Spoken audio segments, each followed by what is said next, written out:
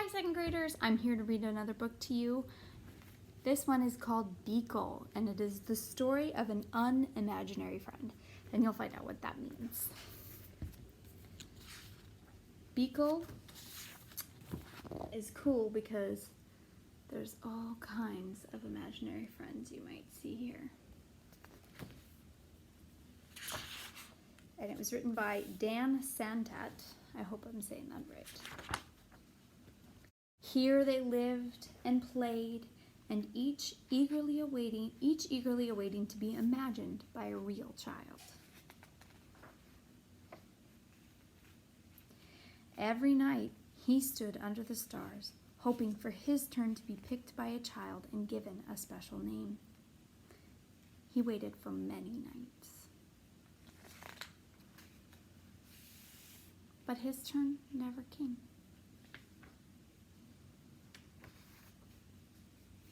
His mind filled with thoughts of all the amazing things that were keeping his friend from imagining him. So, rather than waiting, he did the unimaginable. I absolutely love this picture. He looks so brave. And that dragon is just so colorful. He sailed through unknown waters and faced many scary things, but thinking about his friend gave him the courage to journey on. I also really like this picture because at first you may not notice that that's a whale. Like if I put it just looks like the ocean. Until he reached the real world. Now, one of the things that I notice about this book while I'm reading it is if you look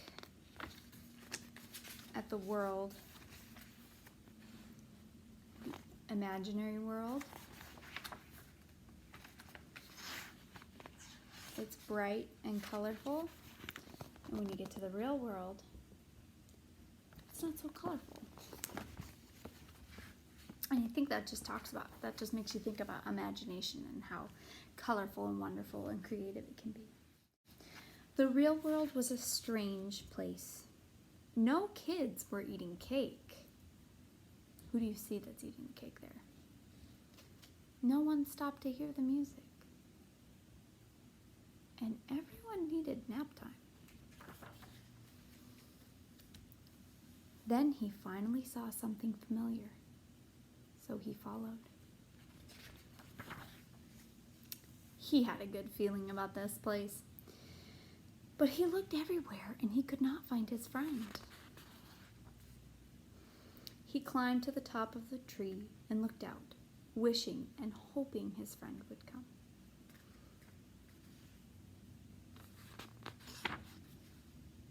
But no one came. I want you to think about how long he must have sat here. If when he climbed up, there were some leaves. And now most of them have blown away. He thought about how far he'd come and how long he'd waited and felt very sad until he heard a noise below. Hello? And what do you notice in the branches here?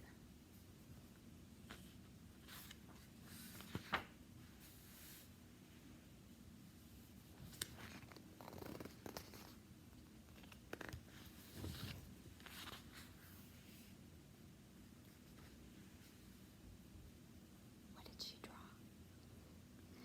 Her face was friendly and familiar, and there was something about her that just felt right. At first, they weren't sure what to do. Neither of them had made a friend before. But after a little while, and she says, Alice. And they both giggle. He doesn't know his name. She said, Beekle. They realized they were perfect together. I'm Beekle. Hi, Beekle. gosh, look at his grin. Beekle and Alice had many new adventures. They shared their snacks. They told funny jokes. Again, if you look at him in this picture, just look at that smile on his face. The world began to feel a little less strange.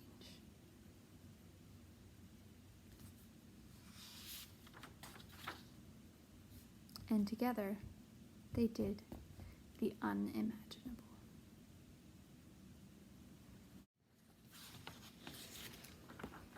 Now on this final page, you'll see that there's other kids, but there's also a cloud and a panda bear, and I think that's a lizard and an octopus. And I think if we go back to the beginning, you'll see that each of those things came from the land, the imaginary land. There's the panda, there's the cloud. So those were other kids with their imaginary friends too. So I personally just think this book is so sweet. And I'm curious, have you ever had an imaginary friend? When I was a kid, I had a friend named Thimnim, and he had curly brown hair, and we played together a lot.